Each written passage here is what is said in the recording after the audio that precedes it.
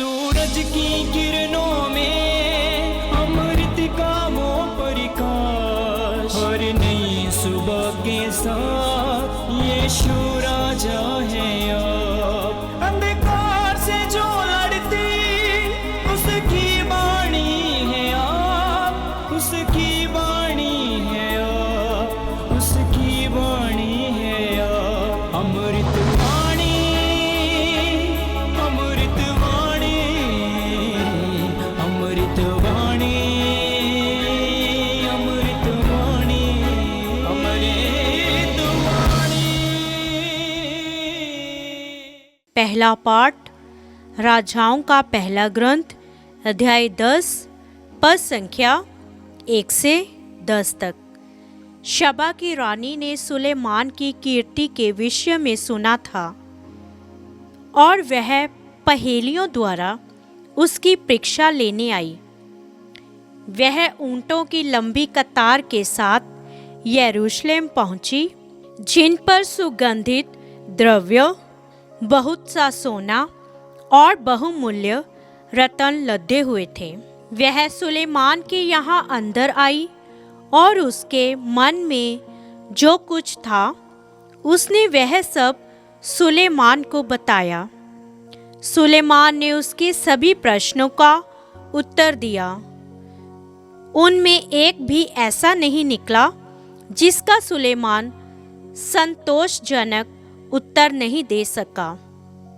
जब शबा की रानी ने सुलेमान की समस्त प्रज्ञा, उसके द्वारा निर्मित भवन, उसकी मेज के भोजन, उसके साथ खाने वाले दरबारियों, उसके सेवकों की परिचर्या और परिधान, उसके मदिरा पिलाने वालों और प्रभु मंदिर में उसके द्वारा चढ़ाई हुई होम बलियों को देखा तो उसके होश उड़ गए और उसने राजा से यह कहा, मैंने अपने देश में आपके और आपकी प्रज्ञा के विषय में जो चर्चा सुनी थी वह सच है।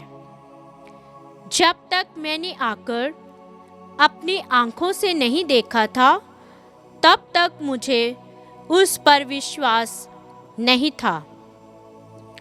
सच पूछिए तो मुझे आधा भी नहीं बताया गया था।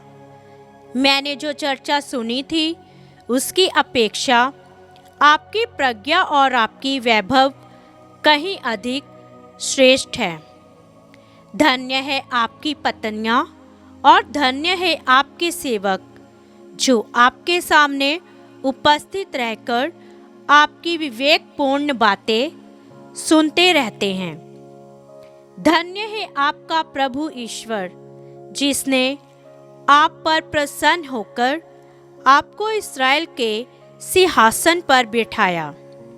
इस्राएल के प्रति उसका प्रेम चिरस्थायी है, इसलिए उसने न्याय और धार्मिकता बनाए रखने के लिए आपको राजा के रूप में नियुक्त किया है।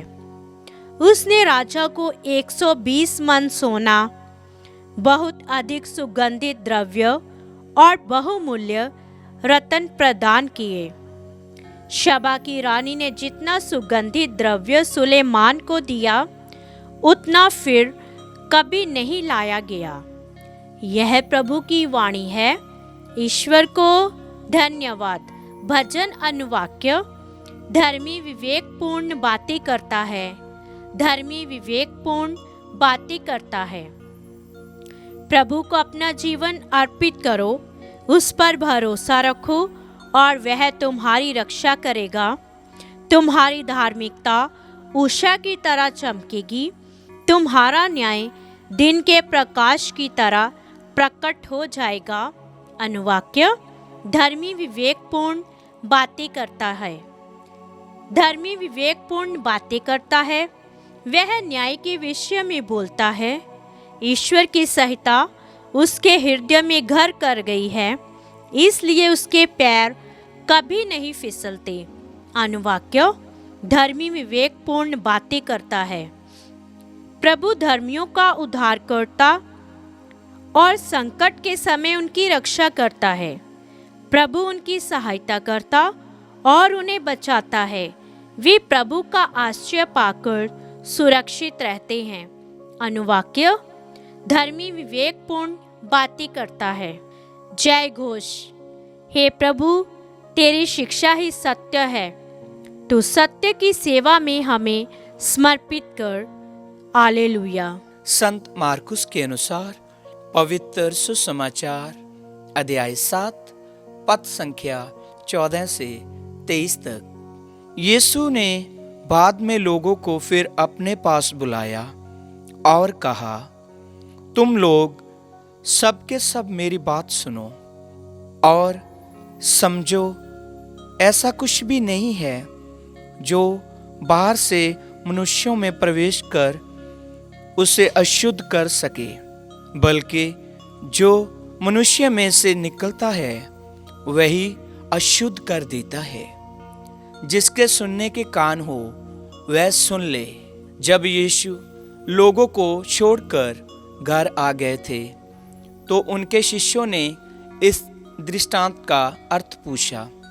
यीशु ने कहा, क्या तुम लोग भी इतने नासमझ हो?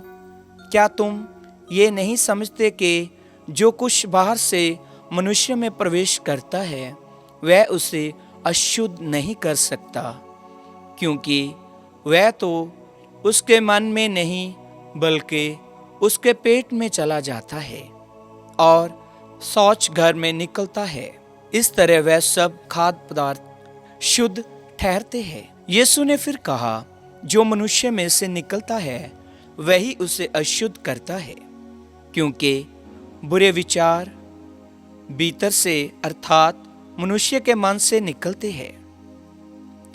व्यभिचार, चोरी, हत्या, परगमन, लोभ, विद्रोह, छल कपट, लंपटता, ईर्ष्या, झूठी निंदा, अहंकार और मूर्खता, ये सब बुराइयां भीतर से निकलती है और मनुष्य को अशुद्ध कर देती है। प्रभु का सुसमाचार। ख्रिस्त की जय।